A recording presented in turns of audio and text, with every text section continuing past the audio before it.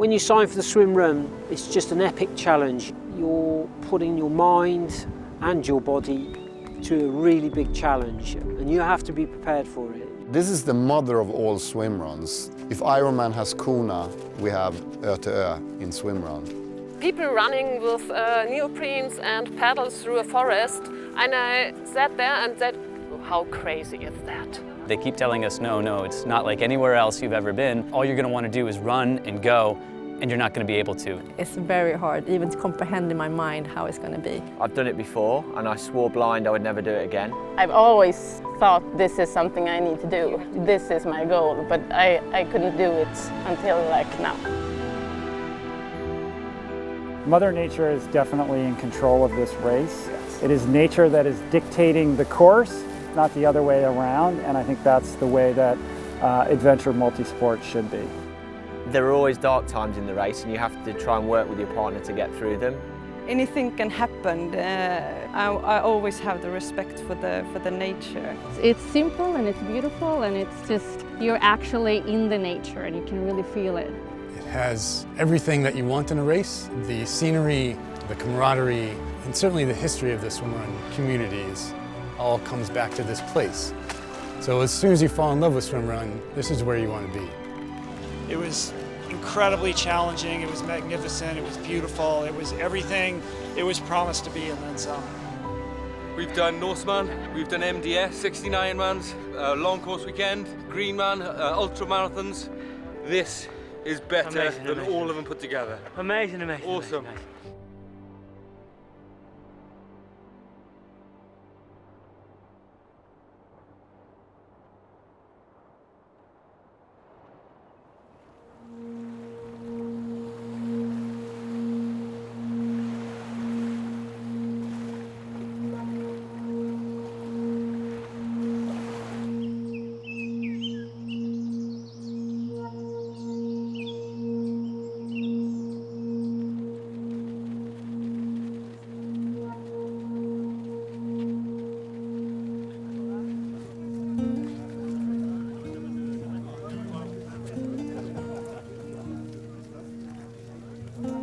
Ja, det var 2003, så 2002-2003 så satt jag och några vänner i baren och diskuterade hur långt kan man ta sig av sin egen kraft genom skärgården utan hjälpmedel.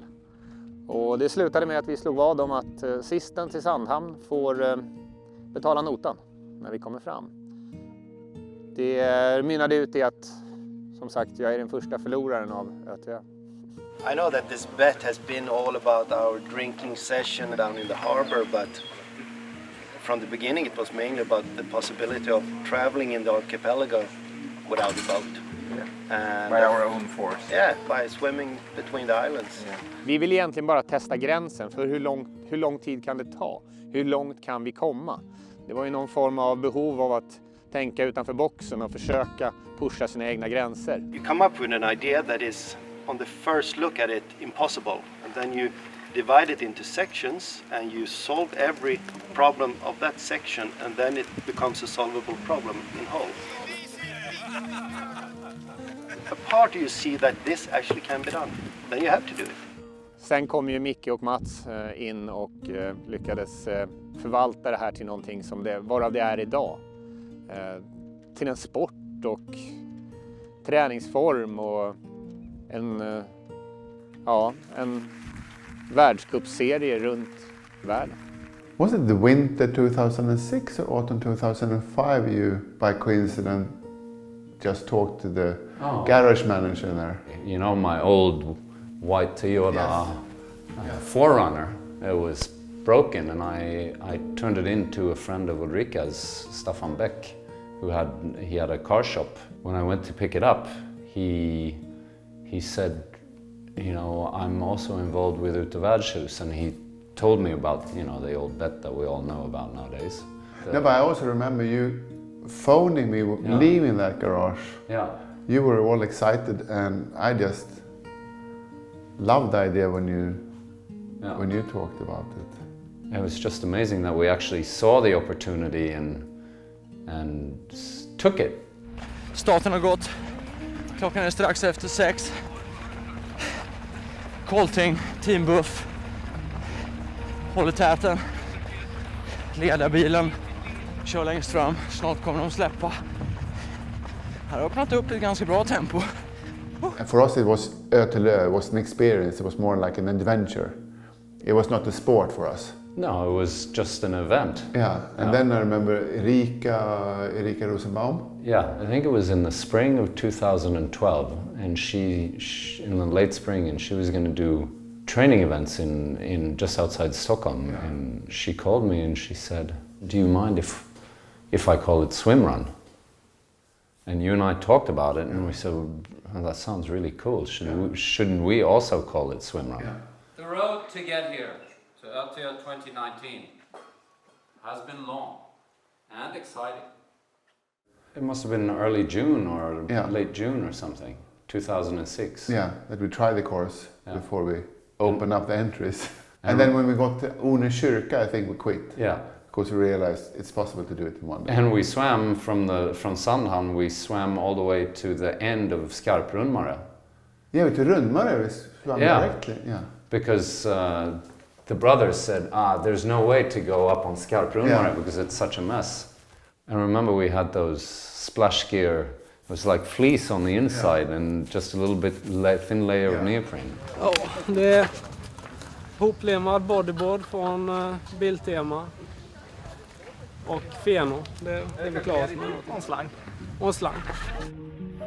Martin och Ted har valt simfenor som har sätter direkt på fötterna för att inte behöva ta av sig skorna vid varje byte.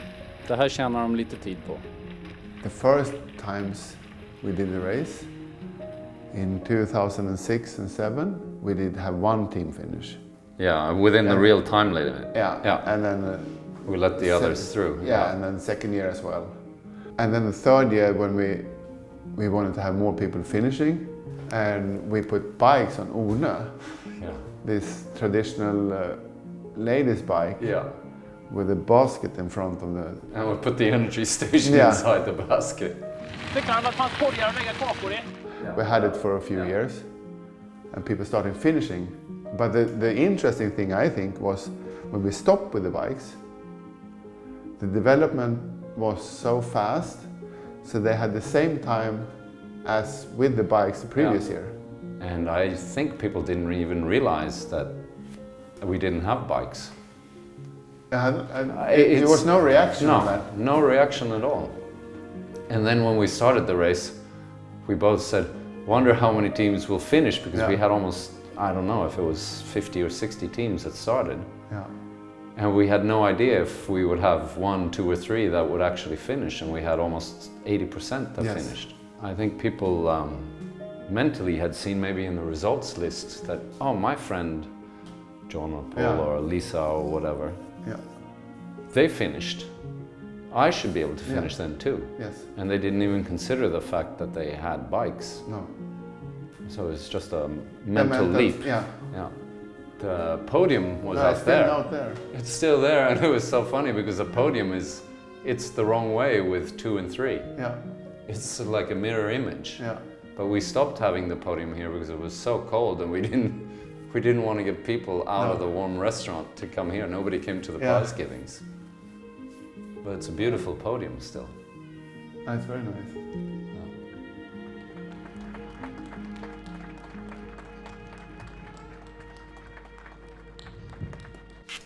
Skon har stuckit. Nej, det hände... Den här sträckan, alltså det är någon av klipporna där borta. In the beginning, everyone invented their own equipment and shoes. They had big backpacks, and they were taking off the socks before and shoes and put them in a waterproof bag, and then they swam, and then they sat down for 5 minutes on each set. Couple of years. Yeah, so they were sitting down 3 hours. Yeah, it was impossible to finish. Yeah.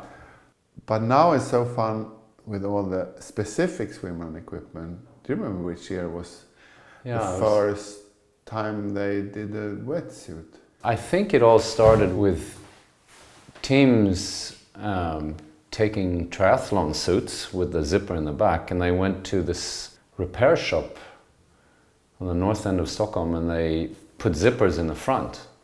And remember, there were some teams that put zippers in the legs so that they could move more freely and they could zip up and zip down. And then Daniel's son came and started talking about the whole concept of free ride swimming, you know, like skiing. And they wanted to make swimrun wetsuits. Yeah. And that's when it started, and they were the only ones who were doing swimrun wetsuits for a while. And now, I mean, I think all the big wetsuit brands are doing some sort of a swimrun wetsuit. What will happen in 10 years? Yeah, but I remember, do you remember that year when came with a pull buoy that he had made like a rocket with wings and things? Yeah, with Björn England. Yeah, but they didn't use it, they just had it to have a psychological advantage on the ferry. They were playing games with everybody else. Everyone else. So they would get nervous. The best team, they have a new invented pull buoy.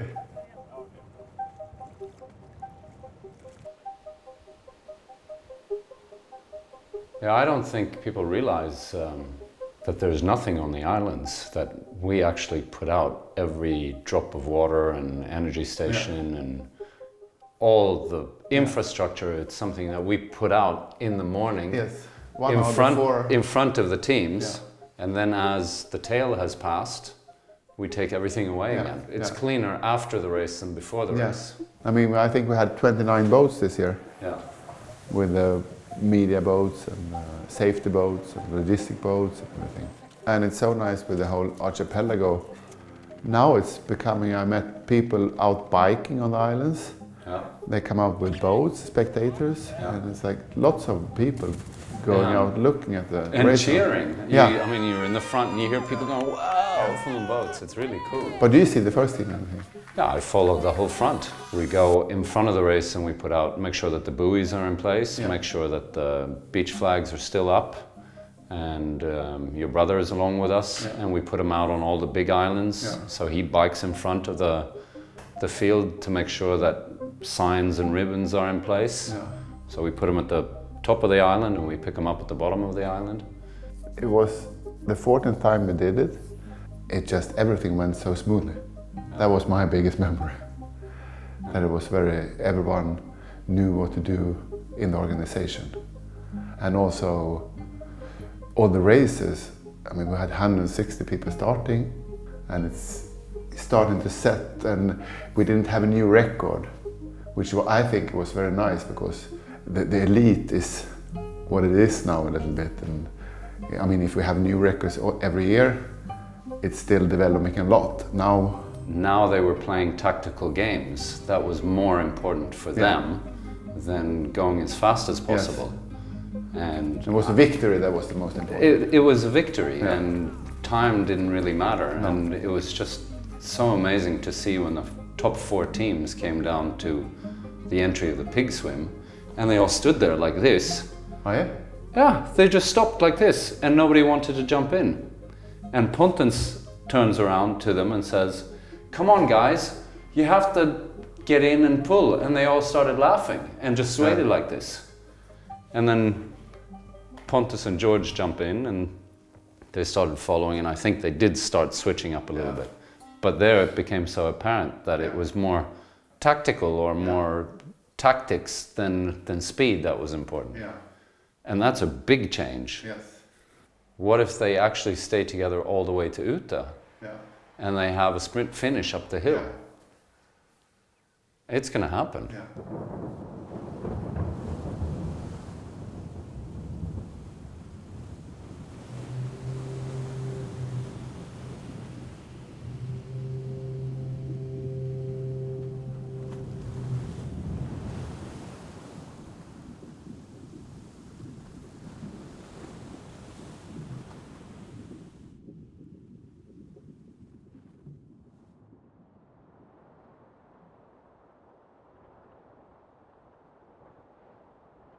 Today would have been our 15th race, our 15th ÖTILLÖ, the big race, and here we're sitting in the beautiful area where we have the mines, water-filled mines here on Uta, instead of being out on boats. And instead we had to changed the whole world around, or the world changed everything around for us. It is such a bummer. I mean, we're out here in nature and you don't really feel that it's corona in the world. No. And that the world is shut down. Yeah. But sometimes you just have to follow and try to come back and put on races in new ways. Yeah, I think we all have to find a way to live with this and create new ways, like you say, of behaving and acting and adapting. Yeah. It's like in 2017 when we had the massive storm.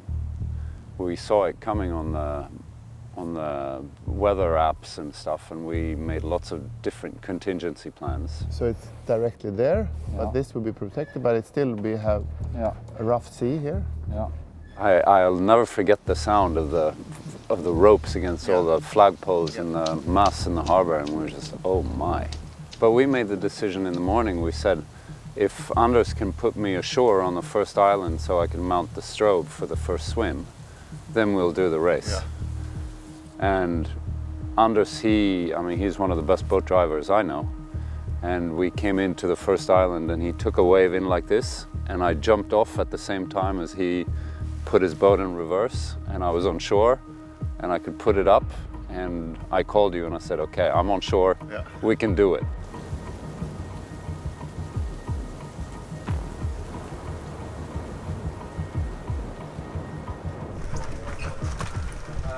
Hur känns det inför dagen nu då? Förväntansfullt, lite ångest, väldigt mycket nervositet, men det ska bli superkul. Ja, jag håller med. Som sagt, detta är en grej vi har krigat på i 3,5 år. Så ska det skönt att få gjort första simningen, så det skönt. Today's edition is going to be very windy, it's going to be current, it's going to be totally crazy. I'm pretty scared actually. How do you feel for today, girls? Great. It's all right. Some tension. This is my 5th start, and it's definitely the toughest condition so far in this competition. It's going to be really, really fun. Really looking forward for this for years. But it's a bit scary as well. Definitely in for a very special day today. No, at least no sunburn. We're both bald heads, so that's our weather. No sunscreen. So I think every racer, from the very top to the ones who were there just to finish, they really switched everything on in their brain to be able to survive. It was a day of survival. But still, you had the current, you had the wind, you had the waves with you in the swim, so it was all fine.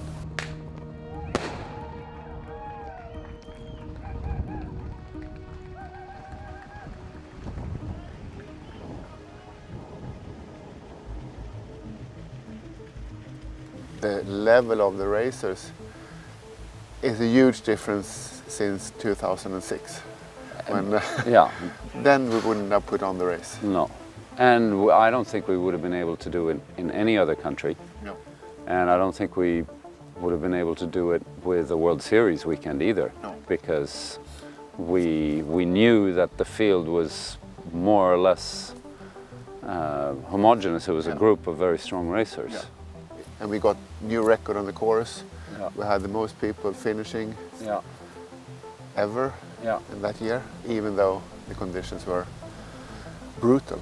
We had one of the Volvo Ocean Race sailors who predicted weather for them. He was looking at the weather for us, remember?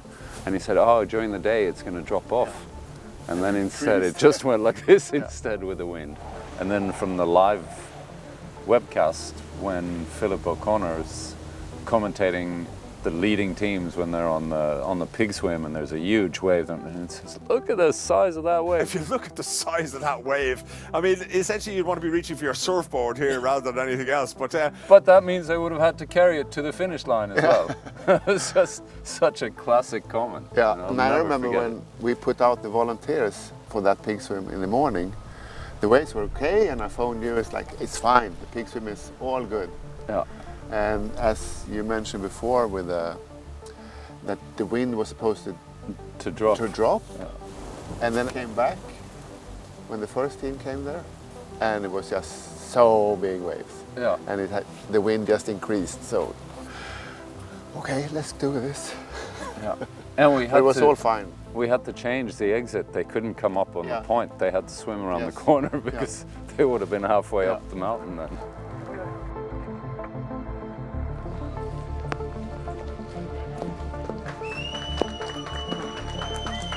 Michael, how do you summarize the day so far? I don't want to summarize anything. I'll do that when everybody's at home, everybody's safe, we have every boat ashore and everything. Won't do anything before that. We're coming up for a new course like on the lake.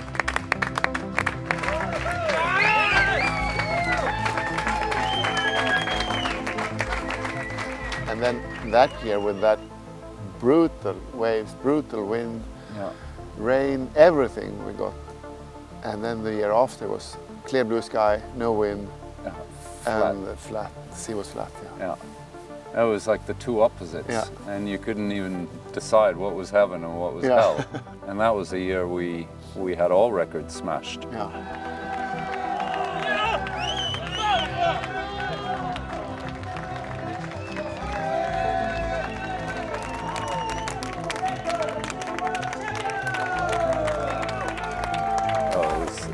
Easy year for everyone. Yeah. Even though I think that's a bit of an exaggeration to say that it's easy to go 75 kilometers. At that speed, I agree.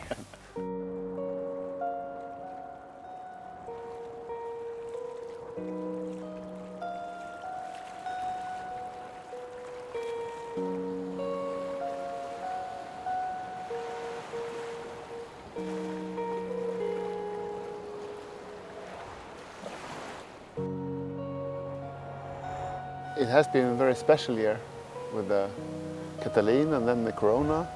How do you think we will have in the future? Oh, no one knows, but... I mean, we were so fortunate with Catalina because if it would have been 2 weeks later, it would have been cancelled. Yeah.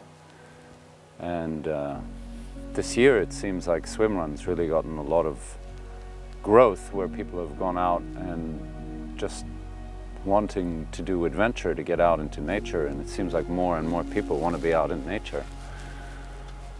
And I personally think that we will all find ways of managing to live with this virus or another virus or whatever happens, because I mean, it's not going to go away at New Year's. We just have to learn how to live with it, I think. And I think also it's good with something like this, because we always talk about changing our manners, but we never do. Yeah. We all have these good solutions in the world to change our manners in the climate or change to do that or that. But we really need, human beings really need something buff. You have to change your behavior now. Yeah. And I think we can, come back to a new normal where we can put on races, we can go on flights, we can go on trains. Yeah. But we need to have in a new way, a new manner how we interact as human beings between each other. And then I think we can have put on races for the future. And I mean, people need to move. People need to train. People have a massive desire to go out into nature, and I think the desire to go out and be in nature becomes even more apparent when being in big cities and crowded spaces is not the ideal environment. The ideal environment is being more or less alone out in nature and keeping your physical and mental sanity by moving. We look up in the sky and there's no lines in the sky from the airplanes. I mean, even though it's a pain in the ass to not be able to go to places as we always have, but at the same time, I love it. Yeah. I think it's fantastic. But I mean, our passion is to be in nature, get people out there, and organize and do fantastic races for our participants and design nice courses. And how we will manage to do the races, I don't know. But we will for sure put on races and try to grow Swimrun, because it's a fantastic way to get out in nature, I think. Yeah, the fire, I think, burns stronger than ever within us, and I think also that the desire for more is bigger with us and with others. Yeah. So we'll be doing things, that's for sure, for a long time to go. Yes. I feel more energy and not less energy.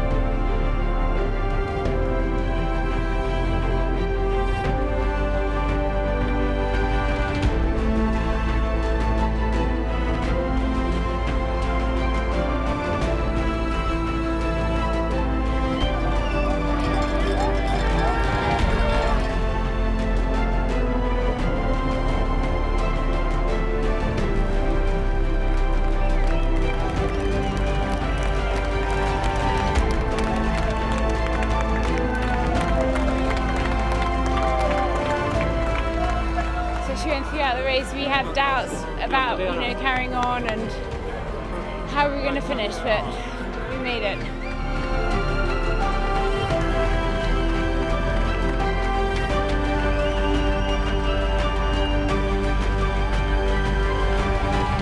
Oh yeah, the new hug.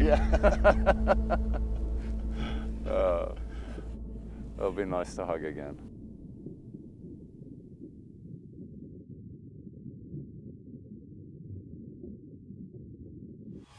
Tjena! Tredje gången. Så är det lugnt. Man vet vad som väntas. Vi tar det lugnt och så plockar en efter en. Det är taktiken.